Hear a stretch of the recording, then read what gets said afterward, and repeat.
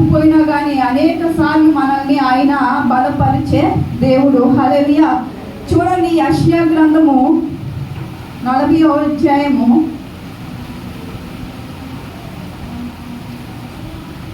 29వ వచనం.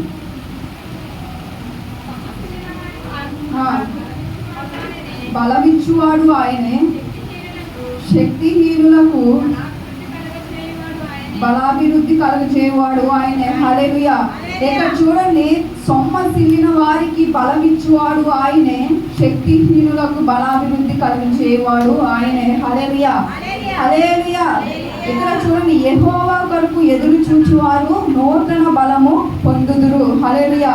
ఇక్కడ యెషయా ప్రవక్త ఏం చెప్తున్నాడండి? సొమ్మసిల్లిన వానికి ఆయన బలం ఇస్తాడంట. అలాగే శక్తిహీనులకు బలాభివృద్ధి, బలం కాదండి, బలాన్ని రోజు రోజు కూడా ఆయన ఏం చేస్తాడు? అభివృద్ధి చేస్తాడంట.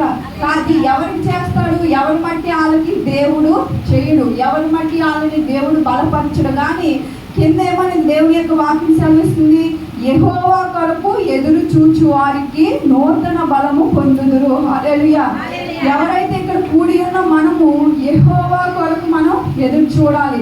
కానీ మన ఈ లోక జీవితంలో మనం ఎవరి వైపు చూస్తామంటే, కొన్ని సమస్యలు వచ్చినప్పుడు మన బంధువుల వైపు, అలాగే మనకి ఎవరన్నా ధన సహాయం చేస్తారేమోనని, అలాగే లేకపోతే మనకి ఏదైనా ఆర్థిక సహాయం కానీ మనకి ఏదైనా సహాయం చేస్తారేమోనని చెప్పి మనము ఈ లోక మనుషుల వైపు మనం ఎదురు చూస్తూ ఉంటాం.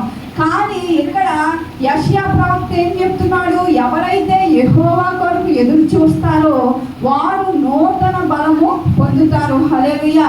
ఇప్పటి వరకు మనం బలం లేకపోవచ్చు, మన బలమంతా క్షీణించిపోవచ్చు, కానీ మనకి మళ్ళీ నూతనముగా ఆయన ఏం చేస్తాడంటండి? బలాన్ని ఇస్తాడు. హల్లెలూయా. కాబట్టి మన ఆత్మీయ జీవితంలో మనం మళ్ళీ తిరిగి ఏం పొందుకోవాలి? నూతన బలాన్ని పొందుకోవాలి.